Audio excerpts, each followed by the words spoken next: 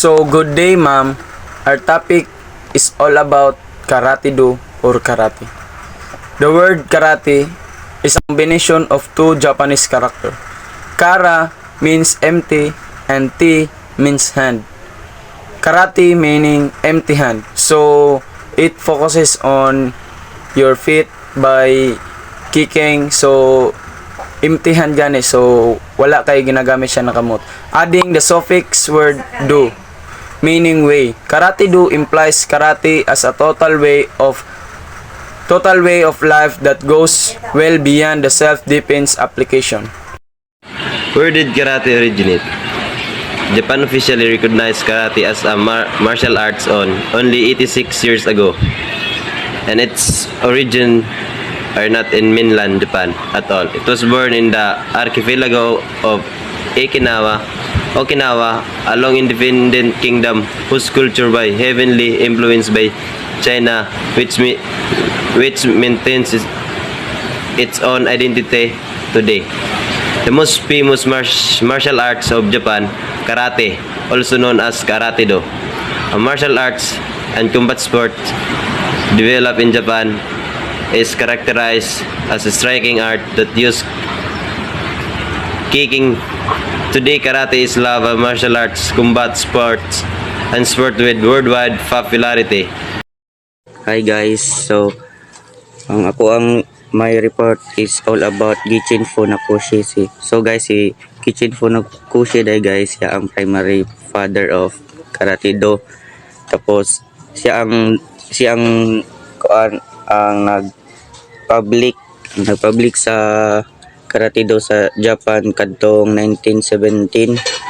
So kana dai si guys, si Gichin Funakoshi gikan na siya sa public school sa una. Siya ang pinakauna na Later on, estudyante na sa to sa eskwelahan na sa Okinawa. Siya pinakauna na estudyante ng about ng karate do. Tapos ang karate do dai guys, wala gina siya na nagsugod sa Japan. Kibali si Gichin na lang ang nagdala na sa Japan. Pero ang kanang karate do guys, nagsugod yun na siya sa archipelago of Okinawa, a long independent kingdom whose culture was heavily influenced by China, which maintains its own identity today. So kana nagsugod din na siya sa katong archipelago of Okinawa, which is sa China. Tapos kana si Gichin taga Japan man na siya guys. Tapos nag-eskwela siya dito na schools mo. Siya ang first primary father sa karate do sa Japan. So sa Japan na lugar guys. Tapos kanong mga rules sa una, mga styles mao gyapon ang ginagamit karon, na mga nadungag gamay man sa kadugay na na good 86 years ago na good guys. So dugay na gyud siya. Isa pa pod guys, ang tawag dai sa ilang teacher dito guys kay mao ni siya sensei sa Japanese word na siya guys. Mauna siyang tawag sa mga sa tigtudlo kanang ay knowledge ba sa about sa karate do, mga knowledge, mga tudlo, or sa ato pa diri master ana god guys. Mauna siyang ginatawag sa word pa na Japan sensei. Mauna siyang nang nag-a-assist sa mga student para sa nang kanang trainer siya guys, kanang tigtudlo sa mga estudyante. Tapos mao lang gid ang common na ginatawag dito sa Japan sa ilang tigtudlo kanang sensei guys. Mao lang guys.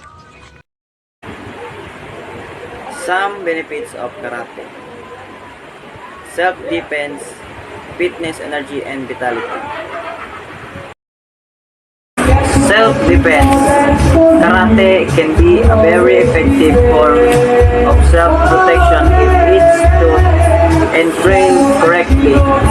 As you probably know, karate was not designed for sport fighting. It was designed for self-defense and personal protection.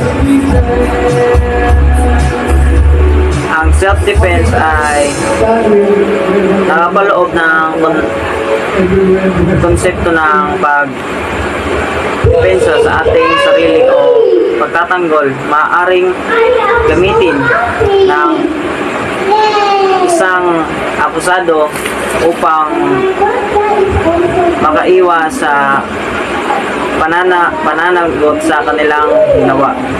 Ang karate ay maaring maging isang napaka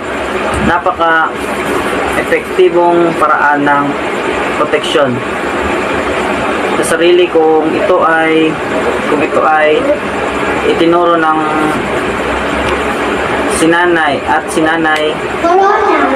ng tama, dahil malamang na alam mo na ang karate ay hindi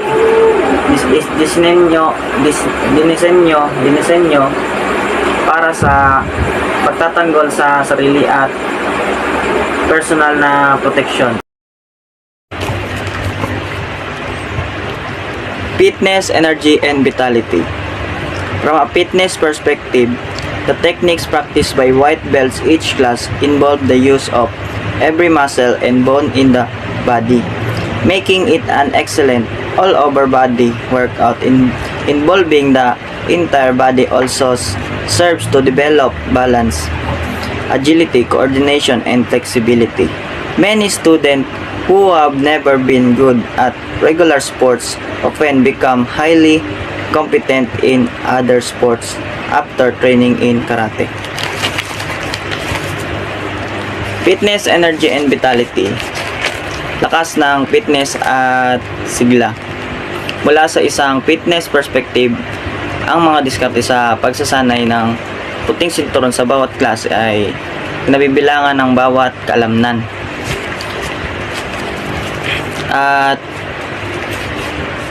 hindi kailangan naging mahusay sa regular na sports, ay kadalasang nagiging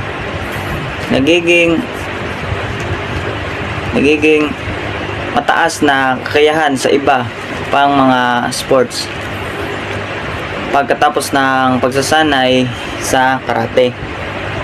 Ang angkop na pangangatawan o angkop na katawan o ay binubuo ng maraming mga bagay na katawan sa lakas ng katawan, kakayahan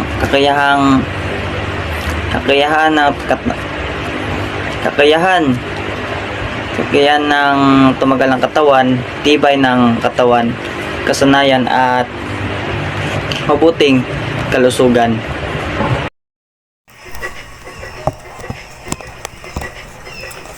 So, family instilling and success values. While it is a system of self-defense and all-encompassing body workout, karate also promotes values congruent with the family unit and success. It is an environment that promotes respect and courtesy.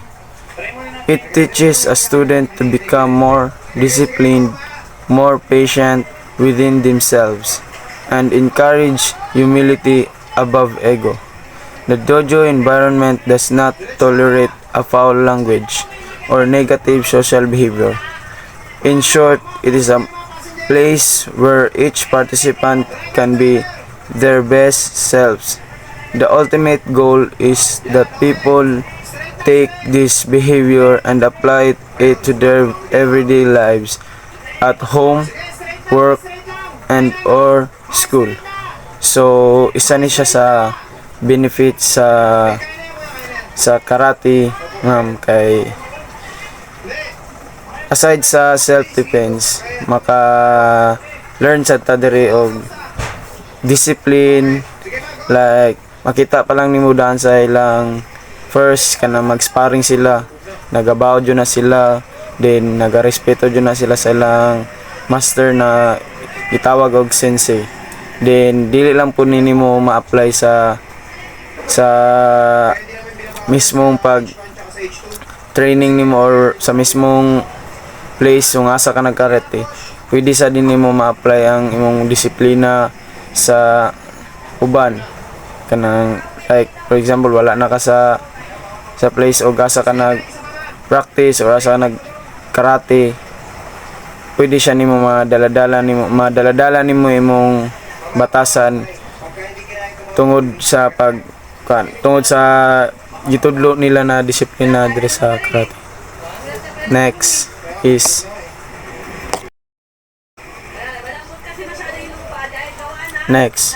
character development.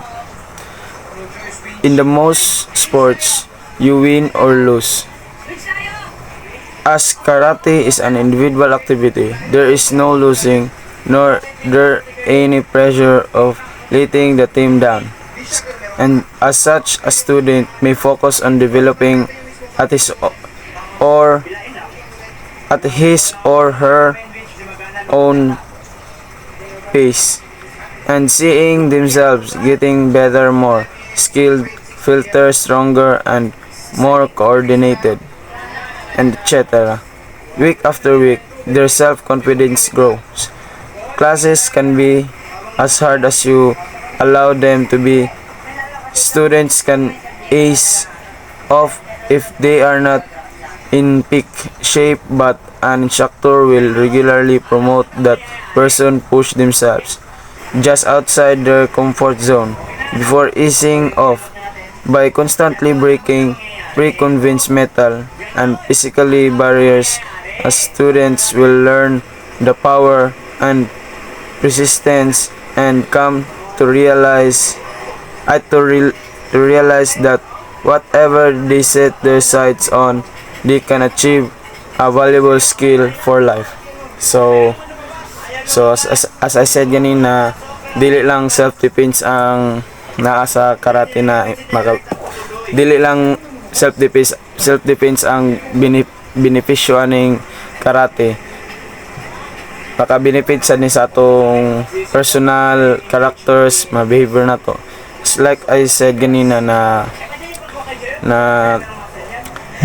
pareha sa sa character development, ma-develop nimo imong sariling character, like mataas imong confident kay kuan maning karate good siya kaning individual sports ni siya. So ikaw lang isa pag nanaka sa mismong zone, sa mismong lugar o sa mismong sparring na sugod, ikaw lang mismo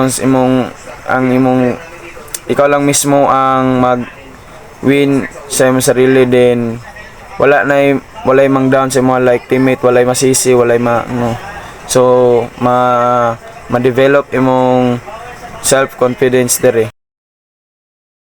Thanks for watching. Hope you listen and gain some knowledge about Karate-Do.